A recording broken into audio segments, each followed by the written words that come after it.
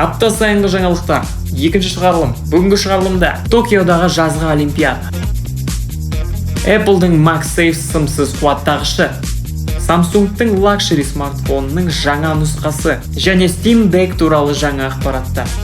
Әдеттегідей айтатын мен түсіретін алпамыз. Бұл 399 арнасы. Кеттік. Былтырғы жылы болу керек болған, бірақ осы жылға ауысып кеткен Токиодағы жазғы олимпиаданың ашылуы өтті. 1 шілдеден бастап олимпиаданың аймағында 127 адамның вирус жұқтырғаны анықталған болса да, ойындар жүріп жатыр. Олимпиада 23 шілдеде басталып, 8 тамызға дейін жүрмек. Біздің еліміздің олимпиада құрама командасына 27 спортпен айналысатын 95 спортшы кірді. Ал ашылу салтанатында туымызды желбіреткен боксер Қамшыбек Қоңқабаев және жеңіл атлетика чемпионы Ольга Рыпакова. Ольганың сұлулығы бүкіл дүниежүзілік интернетті және Японияның барлық бұқаралық ақпарат құралдарын жарып жатыр. Ол біздің мемлекетіміздің артынан олимпиадаға 4-ші рет аттанып жатыр. Еске сала кету керек, Ольга олимпиадаға 3 рет барып, 3 ретте олжалы болып қайтқан. Пекинде күміс, Лондонда алтын және Риода қола медальдардың иегері болған. Біздің мемлекетіміздің атынан 4-ші рет су полосы командасы аттанды. Жаңа спорт түрлеріне де қатысатын спортшыларымыз бар. Олар 5 каратист және 1 құзға шығушы. Біздің спортшыларға сәттілік тілеп, жанкүйер болайық.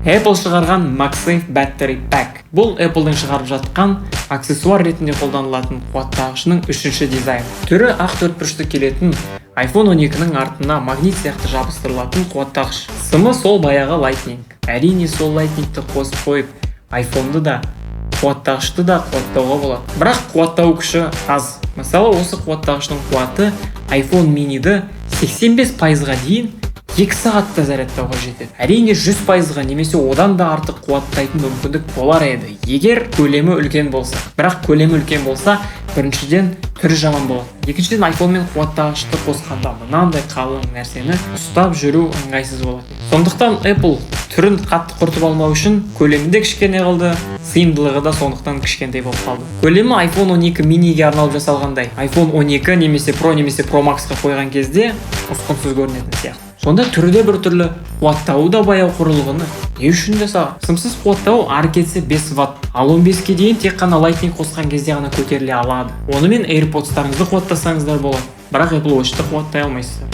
Осы құрылғы $99 тұрады. Енді өз бағасына тұра ма тұрмай ма, оны өздеріңіз ойлап көріңіз. Мен үшін ол тым қымбат сияқты. Меніңше AliExpress-тен одан да жақсы нұсқалар табуға болады. Қазіргі таңда iPhone-нан басқа сатып алып бөсуге болатын смартфондар бар. 11 тамызда Samsung Unpacked көрсетілімінде компания өздерінің әдемі, элегантты смартфоны Galaxy Z Flip-тің жаңа нұсқасын көрсетуі мүмкін. Оның аты Galaxy Z Flip 2 емес 3 болайын деп жатыр. Мүмкін оның себебі былтырғы Galaxy Z Flip 5G болуы мүмкін. Ол смартфон Galaxy Z Flip-тен кейін кішкене жаңартулармен шығарылған нұсқасы еді. Естеріңізге сала кетейік, Galaxy Z Flip-тің өзі 20 жылдың 20 ақпанында шыққан еді. Кім біледі, мүмкін Galaxy Z Flip 3 емес 2 болатын шығар. Себебі Galaxy S21 шықпас бұрын оның аты Galaxy S30 болады деген ақпараттар болған еді. Өздеріңіз білетіндей Galaxy S21 болып шықты. Келе жатқан көрсетілімде Galaxy Z Flip-тің жаңа нұсқасын көрсетуі әбден ықтимал. Себебі осы жылдың қаңтарында Samsung компаниясы өздерінің бөгілмелі дисплейлі смартфондарының біреуін де көрсеткен жоқ. Жаңа нұсқаның ең байқалатын өзгерісі ол артқы жағындағы дисплей. Өткен нұсқаға қарағанда 3 есе үлкейтілген. Ал көзге көрінбейтін өзгерістер ол жаңартылған білігі және мақталған бөгілмелі дисплейдің материалы. Компанияның өзінің смартфондарының ұзақ қызмет етуін ойлағаны қандай керемет. Тіпті осы нұсқада ылғал мен шаңнан сақтайтын қорғаныш жасаулары мүмкін. Ішіндегі процессоры Snapdragon 888, тура кейбір региондағы Galaxy S21-дікіндей. Уақытша жады 8 ГБ, яғни смартфонның күші мықты болады. Бастапқы бағасын кейбірлері 1380 дейді, кейбірлері тіпті 1250 дейді, ал ең соңғы табылған ақпараттар бойынша тіпті $1045 дейді. Әрине 1045 болуы қатты ықтимал емес. Бірақ тіпті $1380 болғанның өзінде өткен нұсқаларға қарағанда арзанырақ шығады.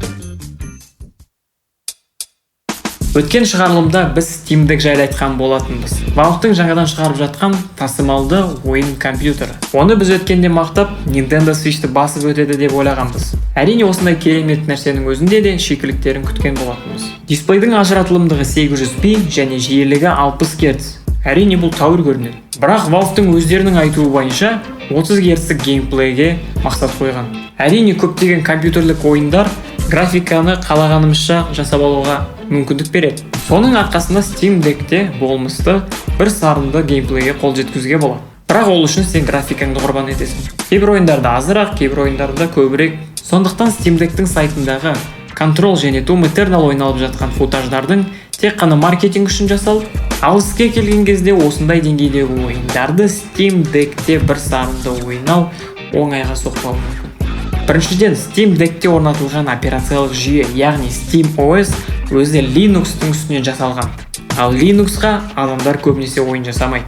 Ал екіншіден, кейбір киберспорттық жарыстарға арналған ойындардың ойналмауы құрылғылардың әртүрлілігіне байланысты деп ойлаймын. Бұлай ойлап қарасақ, мысалы сіз Counter-Strike ойнап отырсыз дейік.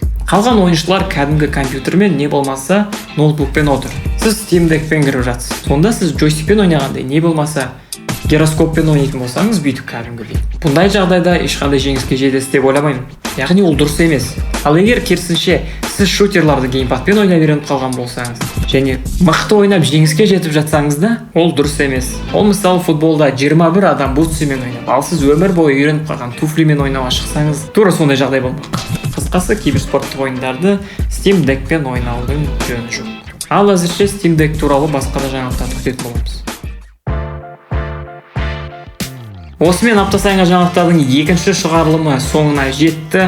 Біз қарастыратын тақырыптар мен рубриканың атын әлі іздеудеміз. Комментарий жазып, тақырыптарды не болмаса рубриканың атын ұсыныңыздар. Мүмкін сіз ұсынған атау бізбен бірге ұзақ жыл болады. Видеоға лайк қойыңыздар, каналға және әлеуметтік желілерімізге жазылыңыздар.